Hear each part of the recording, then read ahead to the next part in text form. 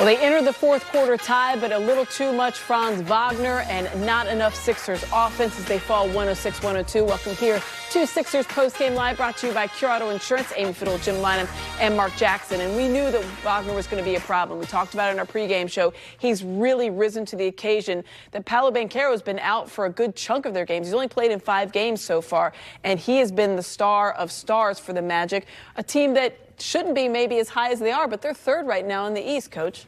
Yeah, they are. I mean, you just said why. Really, Wagner has done a sensational job, and you saw his play tonight.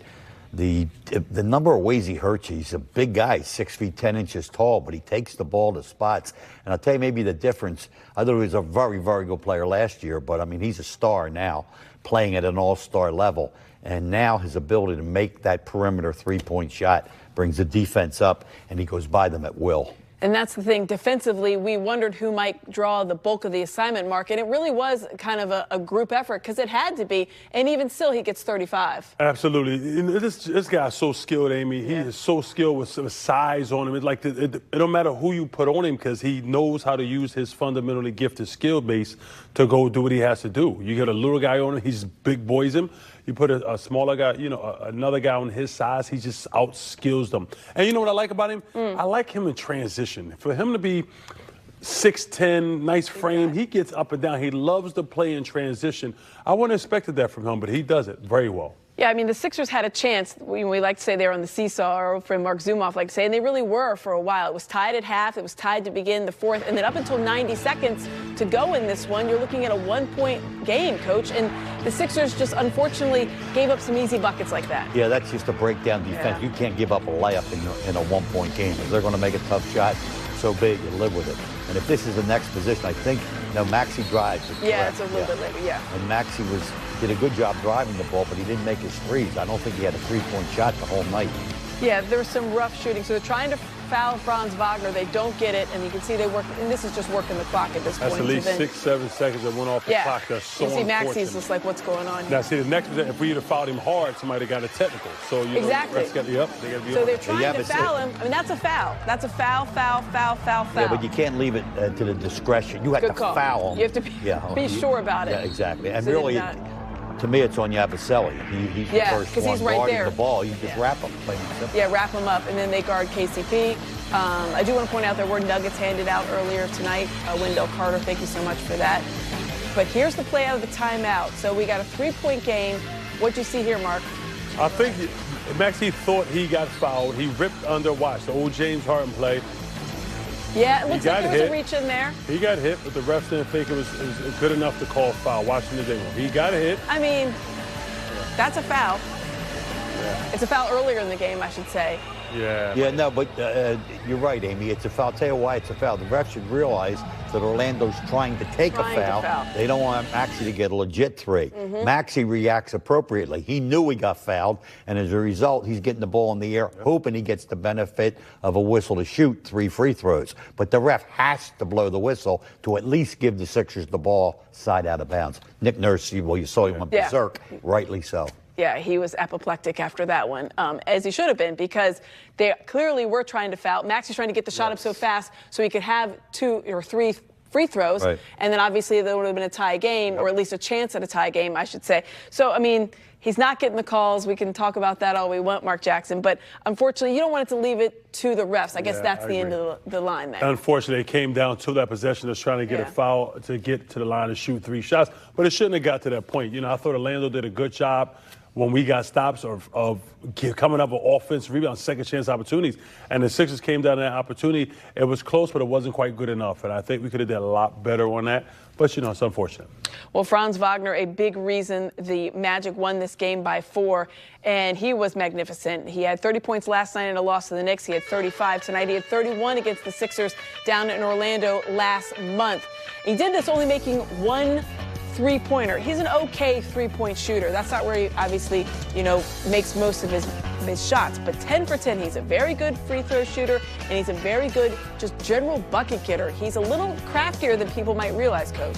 He is that. As I said, the ability now to complement his driving game, where he takes you off the dribble. And I'll tell you something else.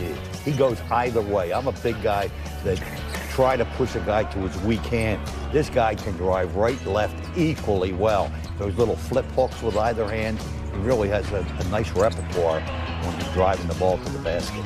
Yeah, I mean, he's obviously very skilled. He's only 23 years of age. Still amazing. Which is crazy. I mean, you think about it. He's 23. Yeah, this Orlando Magic team is built for the They're young. present and the future. They got some star talent and guys that learn how to play the game. I think his size maybe is what is confusing to people at some times, Coach, because he's a big guy, but he doesn't play that way. Well, he can dribble it to a spot, and he has no fear of getting his shot blocked. Once he gets there, he just rises off the floor, and he has a terrific touch inside of 15 feet. How much did it hurt not having a little bit more size out there for the Sixers? They had no Joel, obviously no Paul George, and no Andre Drummond. I think it hurt, Amy. I was a little surprised when I looked at the final stats. I thought the Sixers really got hurt by giving Orlando too many points, second chance variety. Now, at the other end, the Sixers did a good job of getting their own, but you'd like to curtail the points that Orlando gets, and I think size was a factor in that sense, particularly Jonathan Isaac off the bench. He was very active he had off the board. On both ends. Tremendous game for him. 14 points, 4 rebounds, and he really was affecting a lot of shots, a couple of blocks as well. All right, we're going to hear from Nick Nurse after this quick timeout, so stick with us here on Sixers Postgame Live. It is brought to you by Cure Auto Insurance.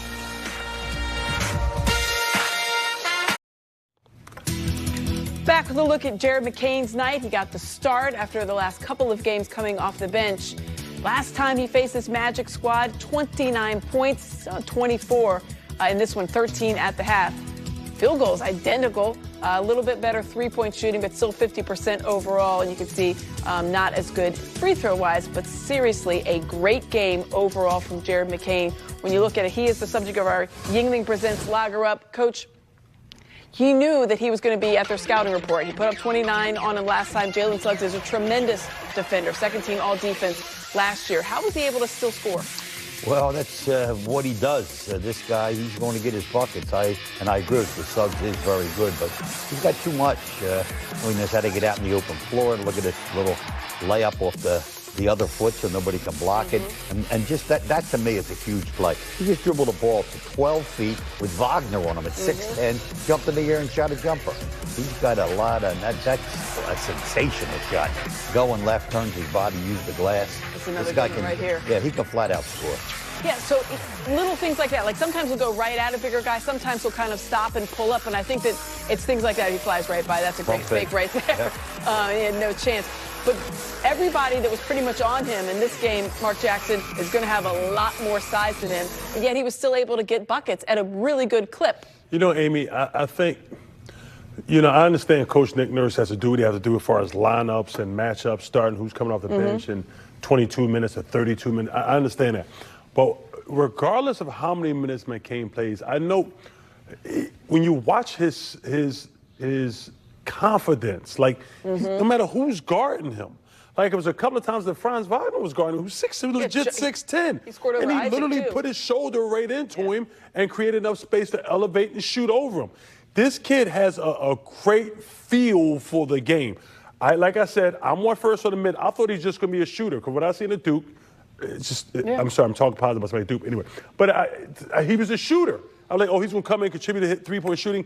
He shows so much more of that. I'm so happy for that young man. And the Sixers, once again, has another steal. Yeah, absolutely steal, as he was the 16th overall selection just outside that lottery. And he knows exactly who was taken above him. And he's leading all rookies right now in the NBA in scoring. Let's check in now with Nick Nurse after this one. And what do you think they did to kind of bother Tyrese a little bit tonight? Well, they did a lot of blitzing and putting a couple people on him, for one. So, anytime we were in some actions, he was getting double teamed. They switched to switching, which he handled a little bit better. I mean, it wasn't that bad. It gave a lot of opportunities offensively. I think wasn't that hard to get good shots, right? Obviously, when you're blitzing, there's somebody open, and we did a pretty good job of getting it out and around, and pretty good. We had a couple down the laners on the short roll we probably could have made better decisions on, but mostly just double teaming him. You went to the zone defense a lot in this one. I guess, what did you like about? Yeah, I just again, we were you know, having a tough second quarter there, just trying to change the rhythm of the game a little bit. Played the one zone, and then we played another one, and kind of did. I think we just got them out of there. They're a pretty rhythm-based team. They kind of know where they're going with the ball and where the reads are pretty automatically. But you know, the zone at least changed that up a little bit. We talked so much about Jared's confidence all season, but after like a couple games where his shooting numbers dipped, to see him snap out of that, like what has been the key to sort of limiting that to just a couple games? Yeah, I mean, I think it's just, you know, he's a good shooter, but you know, even good shooters have nights where it doesn't go in, and we've talked about his confidence and everything, and he's going to keep firing him, which he should do. So it's good. I thought guys found him for some good ones. Again, I thought he created some of them good ones for himself as well. Nick, you had a couple of times tonight where you were pretty animated towards the officiating crew. I guess, how do you pick and choose when to sort of be more expressive towards them? Well, the harder part now is that you pretty much get a replay or 4, right? So you get it on the big screen sometimes, and then I check it with Botch. I'm never really going to be that upset until I check it, right? Because I'm not going to argue about, I mean, I'm going to be biased, right, that we never foul and they always foul, right? But when I look, there was a couple of them that maybe should have went the other way, all right, from what I saw on the video. On that note, with some of the end-of-game sequences, what did you think of the 3 that Tyrese tried to take with you guys down 3 in those final seconds? What? Yeah, I mean, listen, he broke through the gap a little bit, and the secondary defender hit him on the arm, and that's what the video showed. Should have been 3 free throws, so it would have been a great play, right? And slightly before that, you guys are down 1 and the shot clock is off. Should you guys have fouled sooner to give yourself more time? What did you think of how you guys handled that? Well, yeah, we should have probably a little bit. I mean, again, Tyrese thought he was hitting away at somebody over there in the trap, trying to foul. They got it out of that trap, so we had to chase all the way over to the other side and foul. So we were trying to, yeah. Kind of a tough night at the line, and obviously didn't tell the whole story, but it was a 4-point game in the end. Yeah, how do you kind of stop tough one, tough one, man. Right? You don't have that margin for error in a game like this. If you want to win it, you can't give all those points away like that. Yeah. Nick, how's the Dems knee? It seemed like he was hobbling a lot at the game. I didn't get a report on it yet. Obviously wasn't moving great out there, which limited, that's why we got him back out of there. But I have more on that for you later. Oh, wow. So certainly very walking that fine line Yes, about he did a talking good about job. the refs saying, maybe this could have gone the other way. But did say it probably should have been 3 shots on Tyrese Maxey, and then they did try to foul, obviously, a little bit sooner. But he pointed out that when they went to the line, they did not make their free throws, and that is when you have a 4-point game. Things like that are always going to jump out.